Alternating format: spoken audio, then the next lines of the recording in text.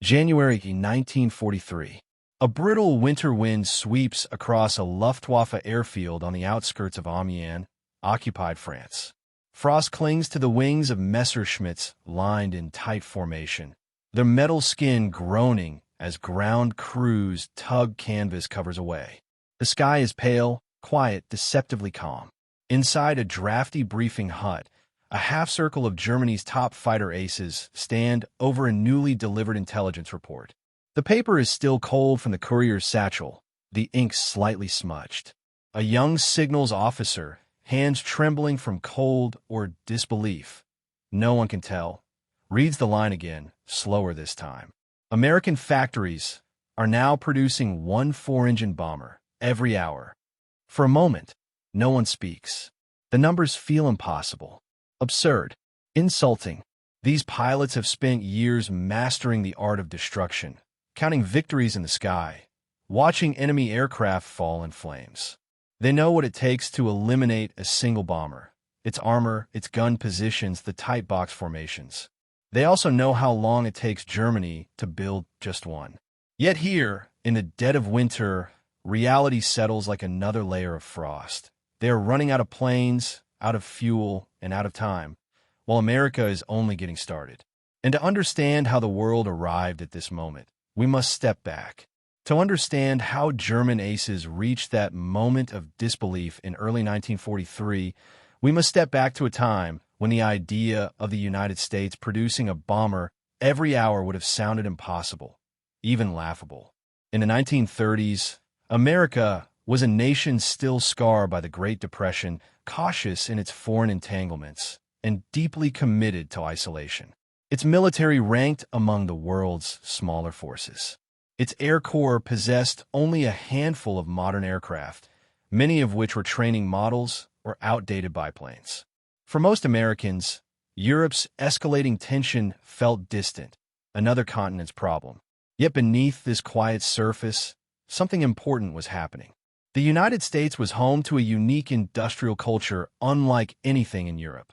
Mass assembly, pioneered by Henry Ford, refined in automobile plants across Michigan and Ohio, and based on principles of scale no other nation had matched.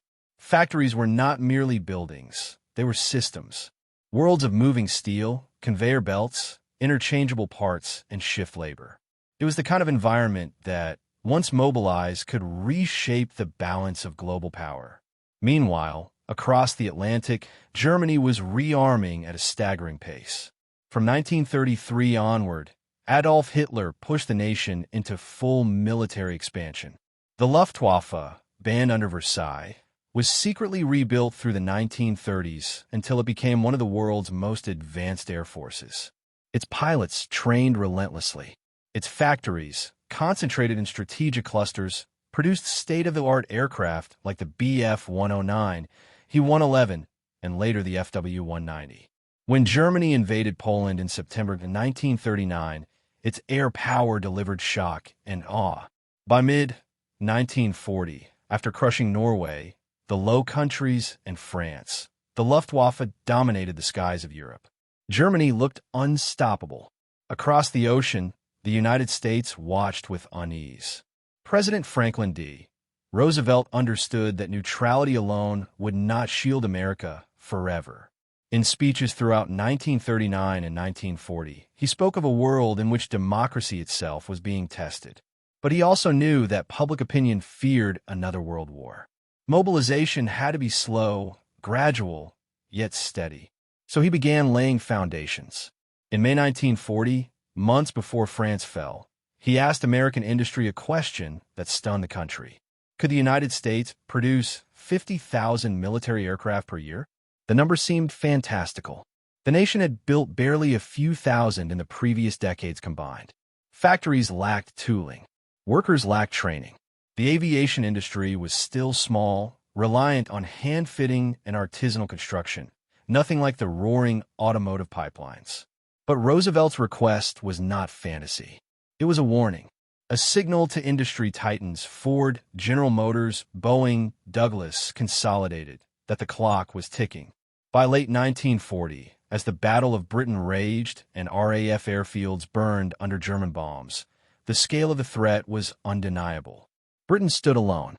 Its survival depended on supplies coming from across the Atlantic: food, fuel, weapons, and aircraft.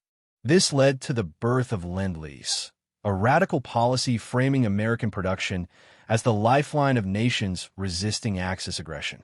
Factories began converting floor space. Training programs multiplied. Engineers started drawing up designs for automated jigs, modular assemblies, and unprecedented throughput. Still, by 1941, the United States remained technically at peace. Its enormous industrial base was awakening, but not yet roaring. The arsenal of democracy was only stretching its limbs. Then came December 7th, 1941, the attack on Pearl Harbor.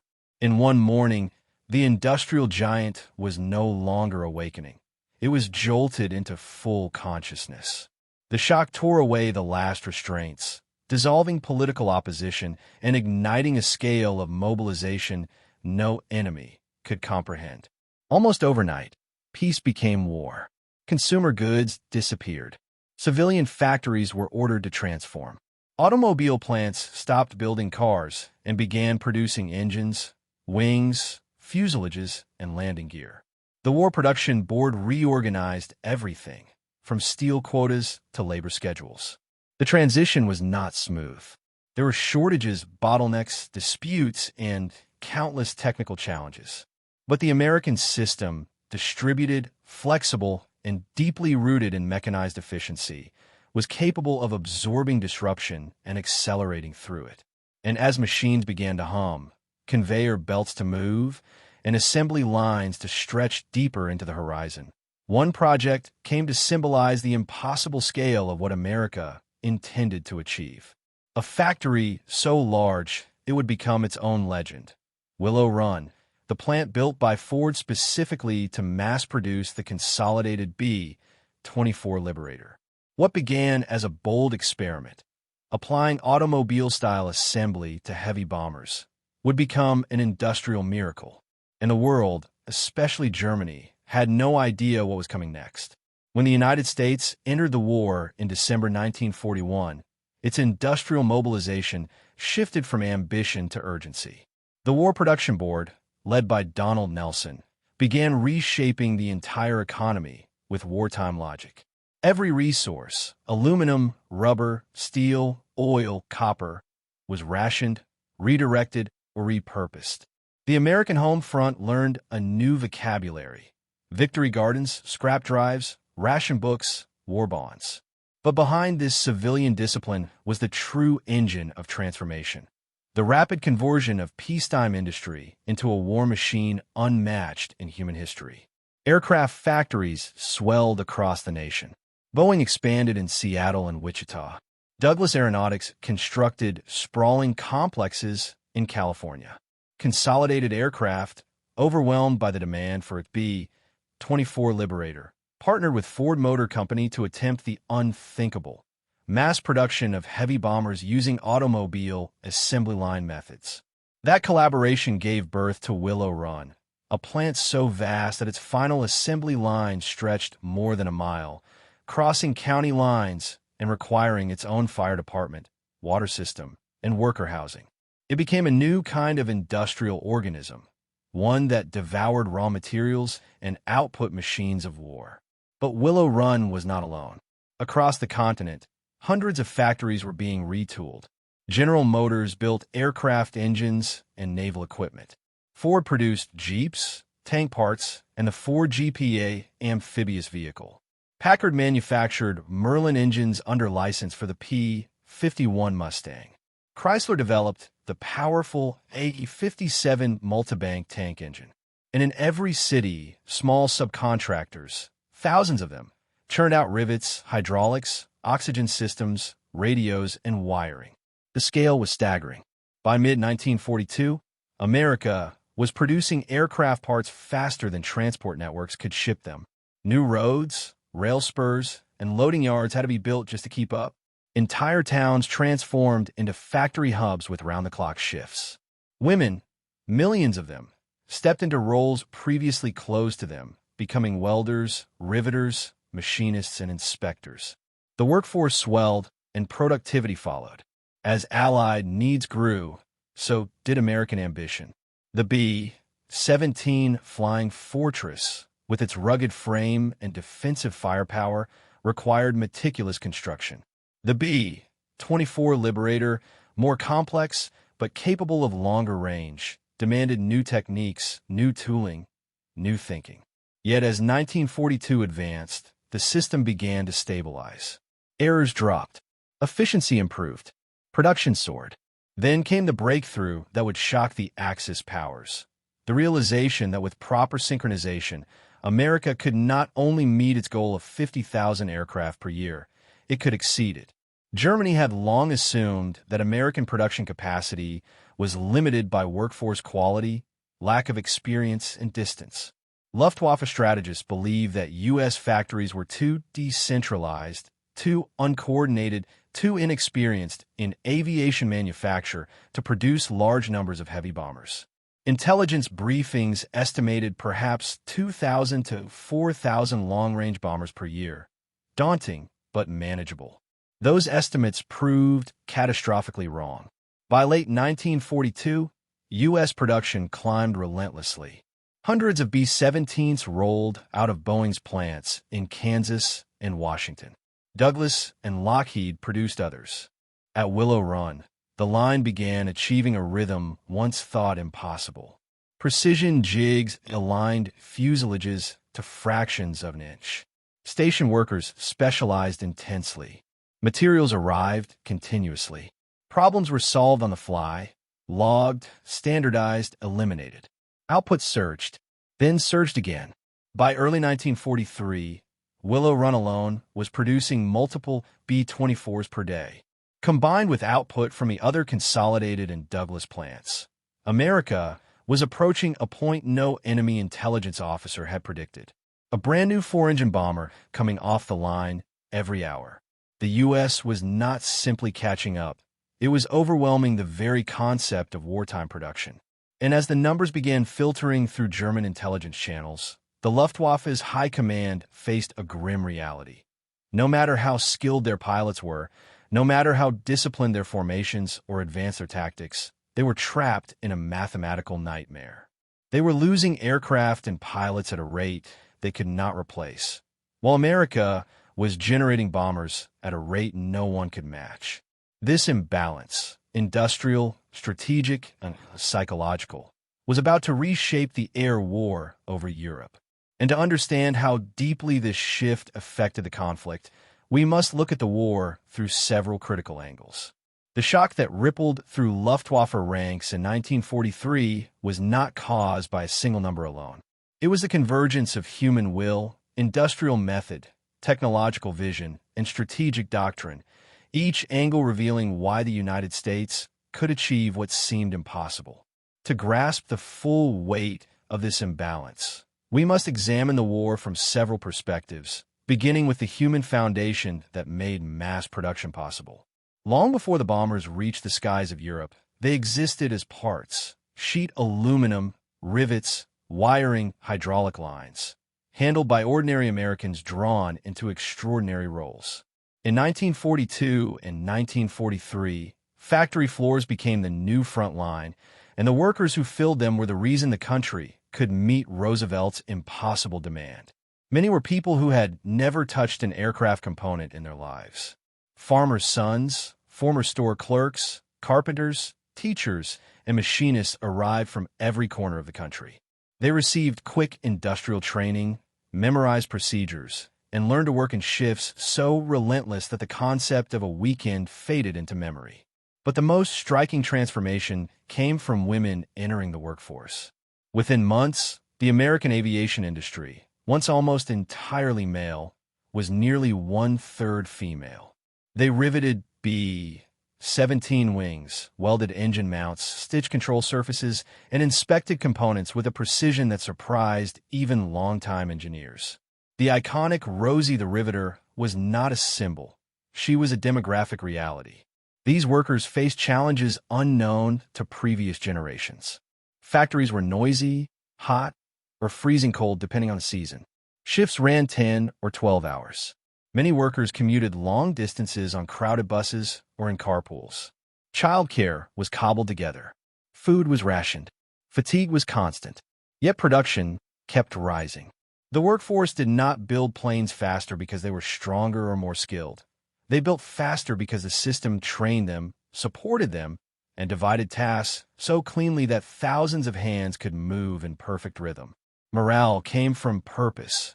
Every bomber completed meant fewer American casualties, a shorter war, and hope for loved ones overseas. This was the first and most important angle, the human engine behind America's explosive industrial rise. On the other side of the conflict stood the Luftwaffe's fighter aces, men who had honed their craft through years of combat experience. Many had fought in Spain, Poland, France, and over Britain. They were superb pilots, tactically inventive, able to read the sky like a familiar map. Their aircraft, early on the Bf-109, later the FW-190, were among the finest fighters of the war. Individually, German pilots often outmatched their American counterparts. They perfected head-on attacks, roller coaster dives through bomber formations, and coordinated assaults aimed at splitting defensive boxes. For much of the conflict, they maintained an edge in dogfighting skill. But no amount of skill could solve a fundamental equation. During a typical interception, destroying a single heavy bomber required time, positioning, ammunition, and often multiple attack passes. Bomber formations bristled with .50 caliber guns that created deadly cones of defensive fire. Even successful attacks came with the risk of severe damage or death. German pilots understood this intimately. Each kill was hard-earned. Each loss of a comrade was permanent, and each victory reduced Germany's finite supply of aircraft and experienced flyers. When intelligence reported that the United States was producing a bomber every hour, the psychological blow was immense. It meant their victories were swallowed by a tide of replacement aircraft that Germany could not hope to match. A dozen bombers shot down in a day, a heroic achievement, would be replaced before sundown. For Luftwaffe aces, this wasn't just a strategic problem. It was a personal reckoning with the limits of courage and skill in the face of overwhelming industrial capacity. The third angle was technological, and perhaps the least understood at the time. The United States did not simply produce more aircraft. It changed how aircraft were produced. Traditional aircraft manufacturing was slow, careful, almost artisanal. German factories followed this pattern. High precision at relatively low volume. Skilled craftsmen hand-fitted components. Assembly took time. Quality was consistent, but output was limited. America took a different path. Engineers, industrial planners, and automotive veterans introduced something revolutionary to aviation: the moving assembly line. At Willow Run and other plants, experience from the automobile industry reshaped everything. Fuselages were built in modular sections. Standardized jigs ensured near-identical alignment across thousands of units. Specialized crews mastered single tasks and repeated them thousands of times. Logistics networks delivered materials in precise, scheduled flows. Inspectors worked at multiple stages, catching defects early instead of late. This approach did more than speed production. It created scalability. If more aircraft were needed, additional line stations could be added. If workers needed training, they learned specific tasks without mastering entire systems. If materials were short, substitutions were engineered at the system level, not improvised on the floor. The result was unprecedented. In 1 month, a factory might correct a flaw, redesign a tool, optimize a workflow, and suddenly increase output by 20% without expanding physically. No Axis power could replicate this adaptability. By early 1943, America's industrial machine had reached a tipping point where efficiency compounded upon itself. In Germany, relying on craftsmanship and decentralized production, could not keep pace. America had not simply built more bombers. It had perfected a system capable of building as many as it chose. And this systemic power would shape every angle that followed. By mid-1943, numbers on paper became machines in the sky, and machines in the sky became a reality the Luftwaffe could no longer ignore. The strategic bombing campaign against Germany was entering a new phase, one defined not by probing raids or limited sorties, but by relentless waves of American heavy bombers flying deeper into the Reich than ever before. This was the moment when the United States' industrial miracle collided directly with the limits of German air power. For months, American factories had poured out B-17 Flying Fortresses and B-24 Liberators at a pace the world had never witnessed. But the true impact came not from the raid alone, but from the formation doctrine that accompanied it, the combat box.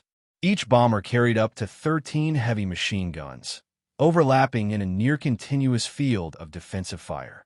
But the real advantage came when dozens or hundreds of bombers flew in tight, layered patterns.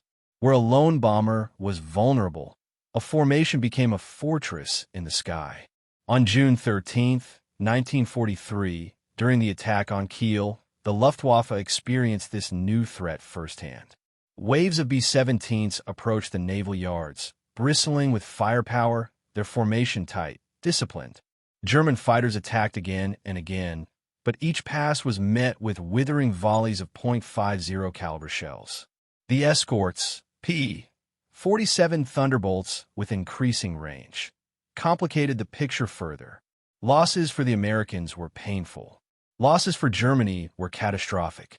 Every fighter damaged or shot down cost Germany far more long-term capability than a lost bomber cost the United States. The mathematics of attrition had begun to break open. But the turning point, the true climax, came during a series of battles in the fall of 1943, when Germany threw everything it had into the defense of the Reich and found that even everything wasn't enough. On August 17, 1943, the United States launched one of the boldest raids of the war, a double-strike mission against the Regensburg Messerschmitt factory and the Schweinfurt ball bearing plants. Both were linchpins of German aircraft production. Destroying them, American planners believed, could cripple the Luftwaffe at its source. The Luftwaffe, knowing the stakes, responded with ferocity.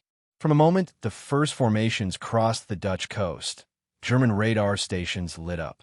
Controllers scrambled fighter groups from dozens of bases, Bf-109s, Fw-190s, twin-engine Zerstorer heavy fighters, even ground attack aircraft hastily repurposed. The air battle that followed was one of the most brutal of the war. For hours, American bombers flew into a gauntlet of cannon fire, rockets, head-on assaults, and coordinated swarm attacks. Turrets blazed. Engines failed. Gunners fired until barrels glowed. The formation staggered, but did not break. By the time the bombers returned, 60 of them had been lost. One of the bloodiest days the 8th Air Force had endured. But the deeper truth lay on the German side. The Luftwaffe had committed nearly every fighter group in Western Europe. Aircraft were shot down in large numbers. Many more limped home riddled with bullet holes. Precious veteran pilots, some with hundreds of missions, were killed or wounded. The consumption of fuel, ammunition, and spare parts strained an already overburdened system. The bombing of Schweinfurt hurt American morale, but it hurt Germany's long-term survival far more. The Reich could not absorb such losses repeatedly. America could, and soon, that reality would be demonstrated with devastating clarity. In February 1944, the Allies launched Operation Argument, better known as Big Week, a coordinated, multi-day assault on German aircraft factories and aviation infrastructure. It was designed to collapse the Luftwaffe entirely ahead of the coming invasion of France. Over 6 days, more than 3,800 sorties were flown. Bombs rained on Regensburg, Gotha, Augsburg, Leipzig, and other targets critical to fighter production. P-51 Mustangs, now fully operational with long-range tanks, escorted the bombers deep into the Reich. This was the moment the Luftwaffe had feared. American long-range fighters finally matching German aircraft on equal terms, and doing so over Germany itself. The results were devastating. German losses during Big Week soared. Hundreds of fighters were destroyed in combat or on ground. Luftwaffe training schools cannibalized their aircraft to replenish the front. Veteran pilots were lost faster than replacements could be trained. Factories were damaged, disrupted, or forced to disperse. The Luftwaffe tried everything: mass formations, head-on attacks, new tactics, but the relentless pressure was too much. Every day, the Americans returned. Every night, British bombers struck again. Factories repaired damage only to be hit once more. By the end of Big Week, the Luftwaffe was still flying, but critically weakened. Its strength was no longer determined by aircraft. It was determined by the men who flew them. And those men were disappearing. The turning point of the air war had begun, not with a single mission, but with an inescapable realization inside Germany's high command. They were losing pilots faster than they could replace them, while America was building bombers faster than Germany could shoot them down. This imbalance would reach its ultimate breaking point in the months that followed. The smoke over the Rhine Valley lingered long after the Luftwaffe bombers disappeared into the winter haze. On the ground, Allied crews moved through the shattered remains of what had been a confident patrol flight only hours earlier. Twisted metal, scorched earth, and fragments of aircraft told the story of a battle they never saw coming. For the Allied High Command, the attack was a brutal reminder. The enemy was adapting fast. Up until that point, RAF reconnaissance flights had enjoyed a relatively predictable picture of German air strategy. But this ambush, it changed everything. Reports filtered in through the night. The bomber formation wasn't a mistake. It wasn't a stray mission. It was a deliberate tactic, tested, refined, and executed with cold precision by some of the Luftwaffe's most decorated aces. In British war rooms, intelligence officers pinned new photos on wall-sized maps. Red strings connected sightings of unusual bomber movements, tracing a pattern no one wanted to admit was real. Germany had begun using bomber squadrons not just as weapons of destruction, but as bait, flying fortresses shielding elite fighter formations designed to lure and annihilate Allied patrols. Morale suffered. Pilots whispered about ghost bombers appearing from the clouds, too slow to ignore, too dangerous to approach. Training manuals were revised. Escort procedures tightened. Every patrol now required twice the caution and triple the awareness. But the Luftwaffe paid a price too. The ambush, successful as it was, exposed a critical truth. To achieve surprise, the Germans had to push deeper, riskier, closer to enemy territory. Fuel margins shrank. Aircraft maintenance strained. Every perfect strike left German squadrons stretched thinner. And for the bomber crews, those who flew lumbering giants designed for strategic terror, not tactical duels, the mission was a reminder of their growing vulnerability in skies increasingly ruled by Allied innovation. In the months that followed, both sides evolved. Both sides adapted. Both sides learned. Yet historians would later look back at this single operation, born in the cold dawn of a winter patrol, and mark it as a turning point. A moment when the Luftwaffe revealed a new layer of tactical ingenuity, and the Allies realized the war in the air was about to escalate into something far more unpredictable. The bomber ambush was not the end. It was a signal that the skies over Europe were entering a deadlier, more deceptive chapter. One where every contrail could be a trap, every shadow a threat, and every formation a carefully staged illusion. And for the men who survived that day, it became a memory carved into steel and smoke, a reminder that in the air war of 1940, even the slowest aircraft could hide the deadliest surprise. In the years after the war, veterans who lived through that icy morning would look back on it not as a grand strategic operation, but as a lesson written in fire across the sky. They remembered the silence before the ambush, the calm that always comes before history shifts. They remembered the sudden roar of engines, the impossible sight of bombers moving with the confidence of hunters, and the deadly precision of the aces hidden behind their wings. And many confessed later that the moment stayed with them for life. Not because of the danger. Pilots lived with danger every day, but because it revealed something terrifyingly simple. War is never what you expect. The enemy is never who you think they are. And the sky, wide, open, free, is the most deceptive battlefield of all. For historians, the engagement became a quiet footnote, overshadowed by the massive battles that would soon engulf Europe. Yet for the men who fought in it, the memory remained sharp, vivid, and painfully personal. It was the day they saw the Luftwaffe embrace unpredictability, the day they realized that even familiar aircraft could be twisted into new instruments of surprise. But in the end, this ambush, like so many clever tactics of the early war, would fade as the conflict grew larger and more brutal. The Luftwaffe's ingenuity could delay, frustrate, and shock, but could not stop the tidal wave of industrial might that soon swept across the skies. Still, the pilots who survived carried one lasting truth with them. In war, the line between predator and prey is drawn not by size, not by strength, but by strategy and by the few seconds of decision that determine who lives to see another sunrise. And as they grew older, those men, once young, fearless, flying into the unknown, would look at the open sky with quieter eyes. They understood better than anyone that every cloud held a memory, every contrail a story, and every sunrise a reminder of those who never returned. Closure didn't come all at once. It came slowly, gently across decades. Through reunions, shared stories, trembling hands tracing the outlines of old photographs, and through long pauses where a veteran would look up, breathe deeply, and whisper, "We were lucky that day, luckier than we realized." And with that, the chapter closes.